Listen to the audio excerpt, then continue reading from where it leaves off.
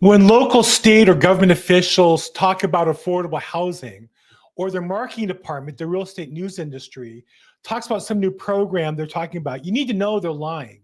The program has never solved affordable housing in my entire lifetime.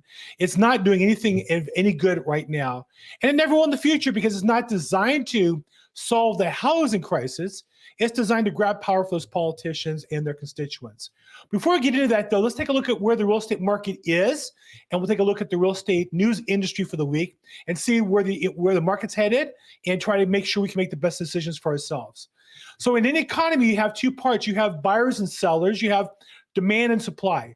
In real estate, demand is determined by interest rates. And right now, interest rates have again dropped into a favorable range, down to 6.85% on Friday, down below 7%, which has been a critical factor. And you can see for the last year, rates have been about the same place. So this is going to keep the market in about the same where it's been. We had a slowing when rates went above 7, slightly 8%, but we're past that stage, at least for right now. Now, that doesn't mean rates are heading down. It means they went down.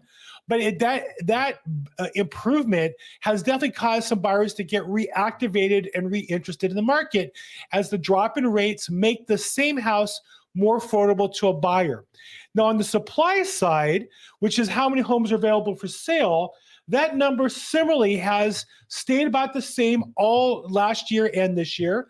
We're currently at an all-time low for non-pandemic years, about the same as last year, and below all non-pandemic years ever in recorded history. So what this means is, with very low inventory, prices can't drop. Prices can only drop when there's more sellers looking to sell than there are buyers looking to buy. And since that's not the case, the market has been stabilized at these rates. And in fact, housing prices are probably, if anything, they're going up and projected to go up further. We'll get to that in a second. Locally in Los Angeles, the market is a little different in that we have continue to have a strong seller's market, or a marginal seller's market, between marginal and strong. The ranking, I use Altos Research, which is fantastic, and they rank the market currently at 40 in terms of the number they use. And 30 would be a balanced market. So it's about a third to the right onto the seller side. And one of the key factors I've been watching for a while is the dollar per square foot, how much it costs to buy 1 square foot of an average house. And that number, after having dipped in the beginning of the year, has steadily increased.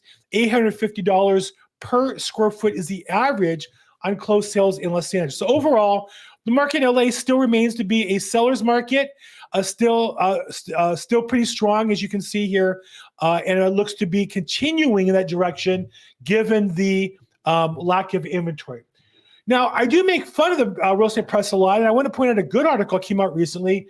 Kiplinger, I think, got tired of misleading information, has a great article on to avoid probate, use trusts for estate planning. And this is really my core business. I help families, attorneys, estates, go through the probate process, which is very complicated.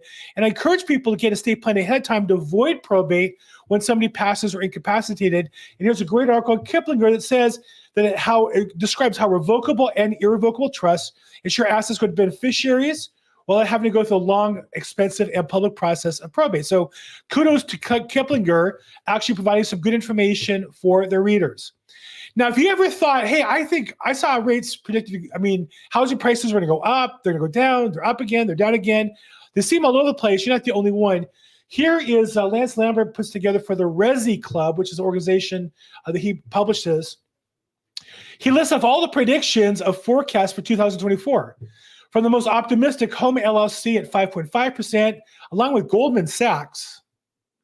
And the negatives, the bottom being Morgan Stanley. So the difference between Goldman Sachs and Morgan Stanley alone is 8.5%, where the average over the last 20 years is about 2% per year.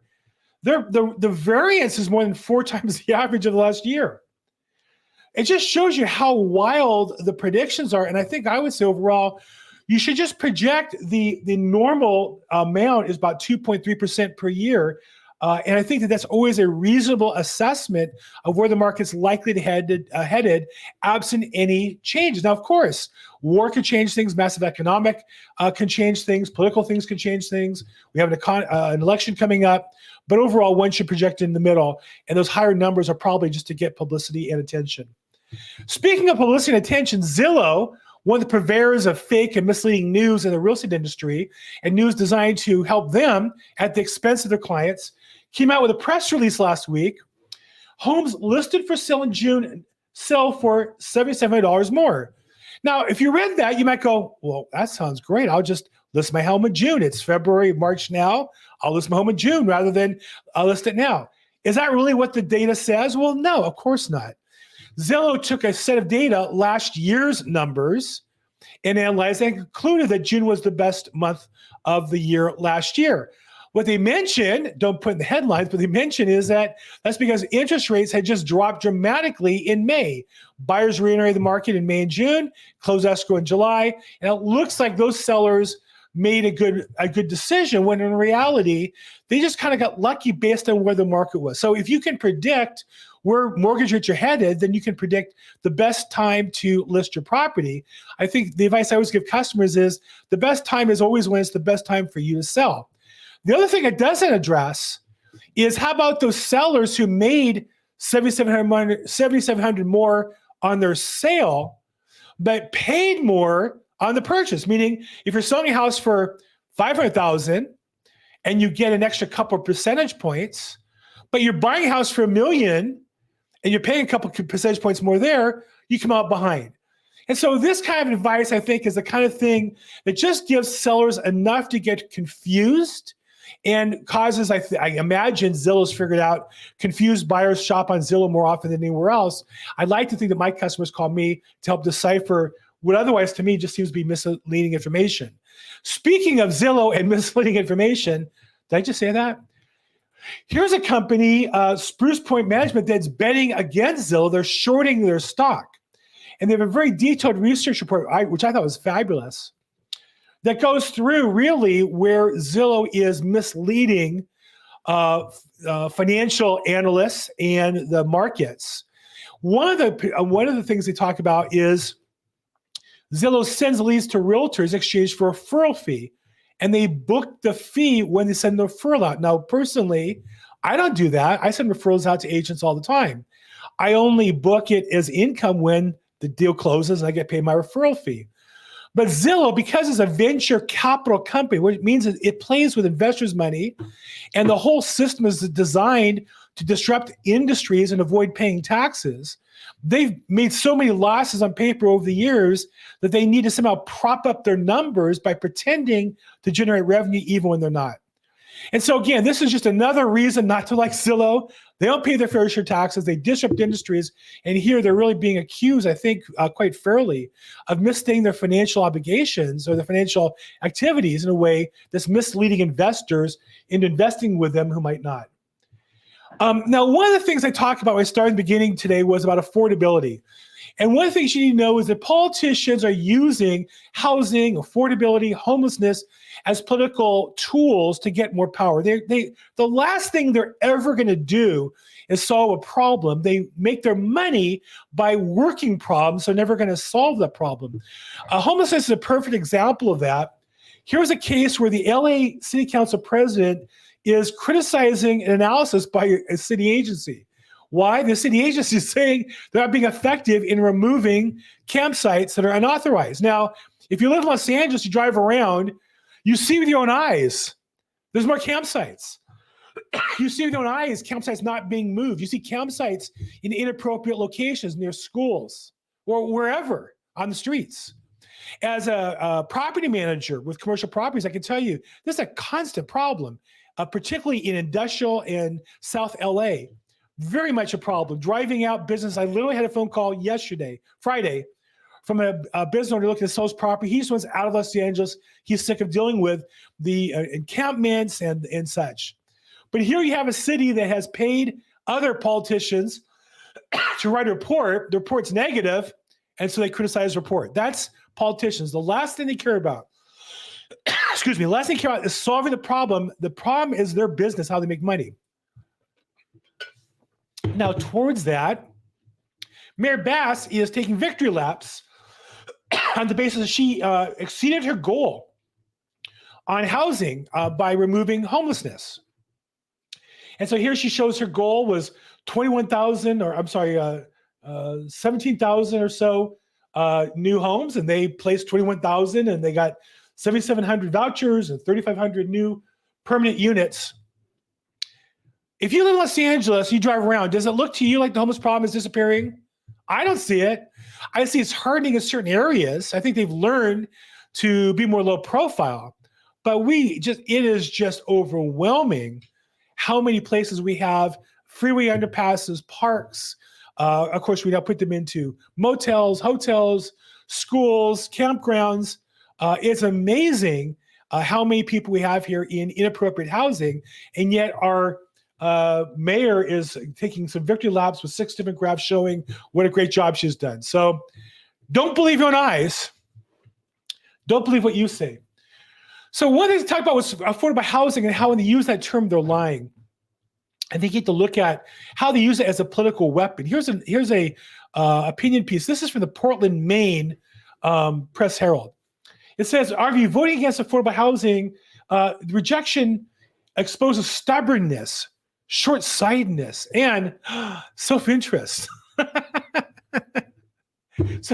So what politicians do is they say, hey, if you don't want to have a bunch of people who can't really afford to live anywhere, put into housing by your city, in your neighborhood, across the street from you and your kids, maybe between where your kids live and walk to school, then you are stubborn and you are short-sighted, and most of all, you're only interested in your own self-interest. Not the politicians are self-interested. They're not raising money for campaigns.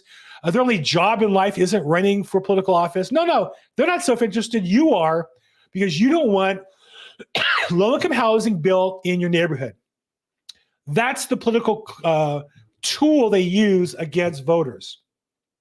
What they would never do is look at whether or not the policies are effective, meaning in my lifetime, since 1986, I've been in real estate, housing prices have become less and less affordable almost every year. And the rate is increasing more and more. As we don't build more housing and we bring in way more people and the natural population increases, housing becomes less affordable every year. But don't believe your eyes, believe politicians. So here's a case where New York is another example. Now, normally, when we debate public policy, other states are considered test grounds. We use them as proof whether policy works or not. Here's New York saying, proof that Albany's pro-tenant reforms are killing New York City housing.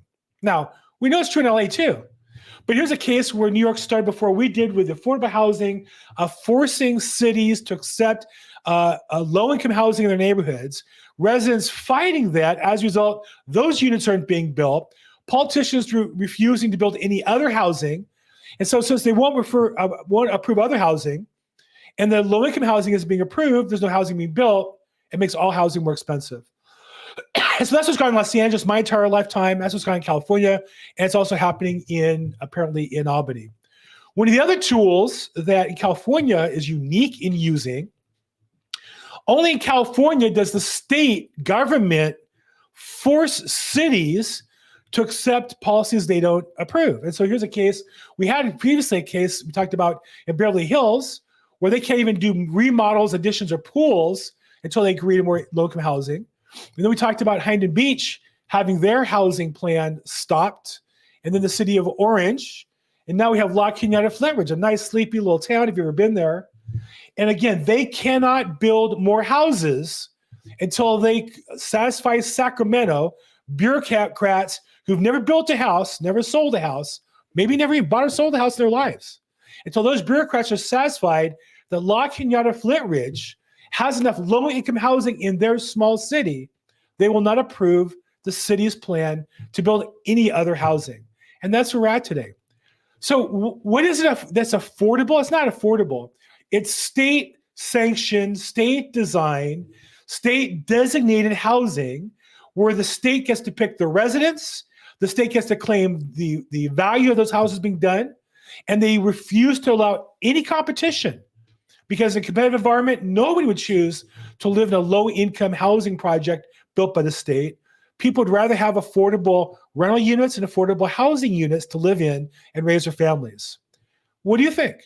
Is affordable housing problem getting better, solved by our politicians, or worse?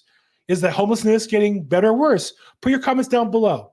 Love to see your comments. Love to see you. If you like this, like it. If you don't like it, subscribe. Give me your comments.